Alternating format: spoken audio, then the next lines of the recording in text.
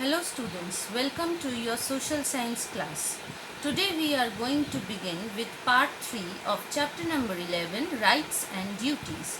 So in part 3 we will discuss about fundamental rights. So our new topic is fundamental rights. So in our last class we had discussed what is constitution, why constitution is important, and today we will learn about the fundamental rights, as we have studied that the constitution provides us with the fundamental rights and the fundamental duties. So first we will get into details about the fundamental rights. So first we need to know what are the fundamental rights. The fundamental rights are the privileges. Now what is the meaning of the word privileges? Privileges means special benefits that are given to every citizens by the Constitution of India. So every citizen of India enjoys certain fundamental rights, whether he is rich, whether he is poor, whether he is small or big. Now what is the importance of these fundamental rights? These rights are necessary to help people become better citizens. So it helps the people to become better citizens.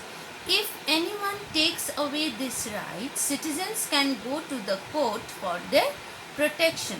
Suppose any citizen's fundamental rights are taken away by others, so they can go and complain to the court for the protection of these rights. The government also keeps in mind these rights of the citizens when it makes laws. So when the government also makes laws, it has to keep in mind the fundamental rights which are given to the citizens by the Constitution.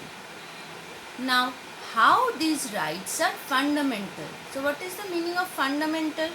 Why these rights are necessary and how it is helpful to us? These rights are fundamental because the Constitution of India guarantees them. So all the fundamental rights are guaranteed by the Constitution of India. These rights are protected by the court. So if any citizen's fundamental rights are violated, then they can directly go to the court and ask for justice. Now your assignment for today will be to answer these questions. Number 1, what are the fundamental rights? And number 2, why the fundamental rights are important? Thank you, students.